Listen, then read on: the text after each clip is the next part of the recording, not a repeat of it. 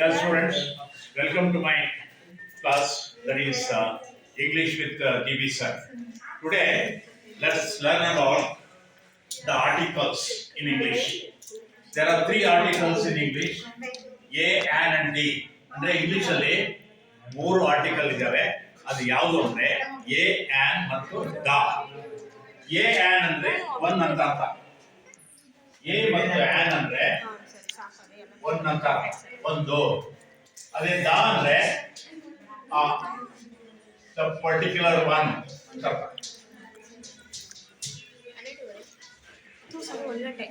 The specific one. A boy, he is a smart boy, she is a cute girl.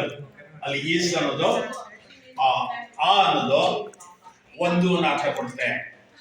Is an intelligent boy, a clever boy ಅನ್ನೋ ಅರ್ಥ ಕೊಡುತ್ತೆ. The ಅನ್ನೋದು specific ಆಗಿ ಇರ್ತಕ್ಕಂಥ ಪದಗಳಿಗೆ use ಮಾಡ್ತಕ್ಕಂಥದ್ದು. Specific ಆಗಿ ಯಾರನ್ನೂ ಹೇಳ್ಬೇಕಂದ್ರೆ ನಾವು ದ ಯೂಸ್ ಮಾಡ್ತೀವಿ. The boy I saw yesterday was my brother, was my cousin. ಹಾಗೆ ಹೇಳ್ತೀವಿ ನಾವು. ಎ ಅಂತಕ್ಕಂಥ ಆರ್ಟಿಕಲ್ ನ ಸಾಮಾನ್ಯವಾಗಿ ನಾವು ಕಾನ್ಸನೆಂಟ್ ಸೌಂಡ್ ಬರ್ತಕ್ಕಂಥ ಪದಗಳ ಹಿಂದೆ ಮಾತ್ರ ಬಳಸ್ತೀವಿ. ಕಾನ್ಸನೆಂಟ್ಸ್ ಅಂದ್ರೆ ಎಲ್ಲ ಗೊತ್ತಿರೋ ಹಾಗೆ ವೊವೆಲ್ಸ್ 5, ಎ, ಆನ್ ಮತ್ತು ದ. ಅದರಲ್ಲಿ A, E, I, O, U ಇವು ವಾವಲ್ಸ್. ಆ ಸೌಂಡ್ ಬರ್ತಕ್ಕಂಥ ವೋವಲ್ ಸೌಂಡ್ ಬರ್ತಕ್ಕಂಥ ಪದಗಳ ಹಿಂದೆ ಮಾತ್ರ ನಾವು ಎ, ಆನ್ ಯೂಸ್ ಮಾಡ್ತೀವಿ. ಎ ಅಂತಕ್ಕಂಥ ಕಾನ್ಸನೆಂಟ್ ಸೌಂಡ್ ಬರ್ತಕ್ಕಂಥ ಪದಗಳ ಹಿಂದೆ ಯೂಸ್ ಮಾಡ್ತೀವಿ. ಉದಾಹರಣೆಗೆ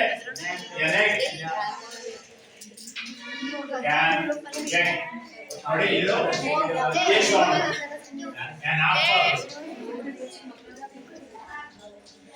an apple, and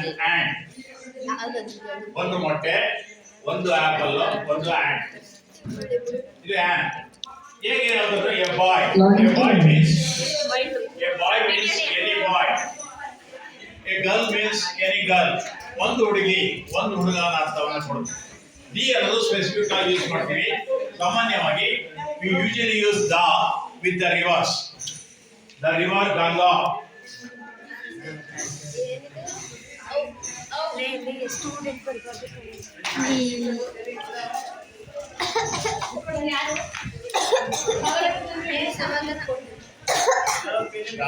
ಗಂಗಾ.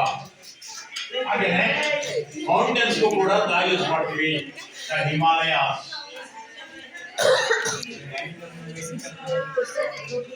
ಹಾಗೇನೆ ನಾವು ಮ್ಯೂಸಿಕಲ್ ಇನ್ಸ್ಟ್ರೂಮೆಂಟ್ಸ್ ಕೂಡ ಯೂಸ್ ಮಾಡ್ತೀವಿ. The guitar.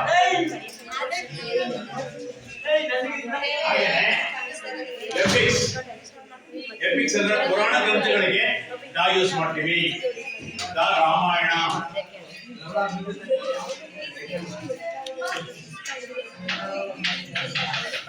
ದ ಮಹಾಭಾರತ.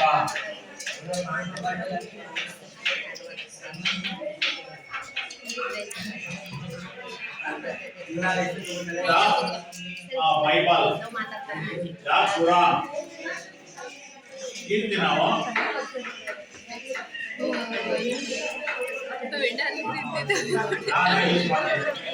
ಹಾಗೆಯೇ ದಾನ ನಾವು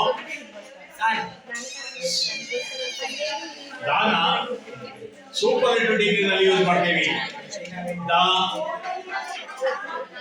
The cleverest boy in the class, the most beautiful girl in the city, the bravest boy I saw yesterday. ಇಷ್ಟೆಲ್ಲ ಸಂದರ್ಭದಲ್ಲಿ ನಾವು ದಾನ ಯೂಸ್ ಮಾಡ್ತೀವಿ.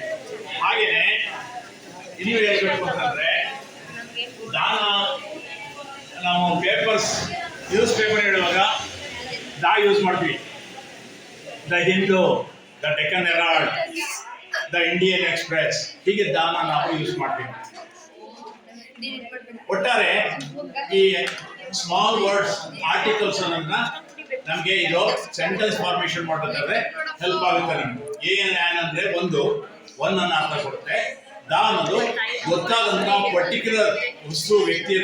ದ ಮಹಾತ್ಮ ಗಾಂಧಿ, ಅವರು ದೊಡ್ಡ ವ್ಯಕ್ತಿ, ಒಬ್ಬ ನಾವು ಯುನಿಕ್ ಆದ್ರಿಂದ ದ ಅಂತ ಹೇಳ್ತೀವಿ. ಹಾಗೆ ಸಮುದ್ರ ಹೇಳ್ಬೇಕಾದ್ರೂ ಕೂಡ the Atlantic C, the Pacific C ಅಂತ ಹೇಳ್ತೀವಿ. ಹಾಗೆ ಸನ್ ಮೂನ್ ಅವಾಗ ಹೇಳ್ಬೇಕಾದ್ರೂ ಕೂಡ ದ ಹೇಳ್ತೀವಿ.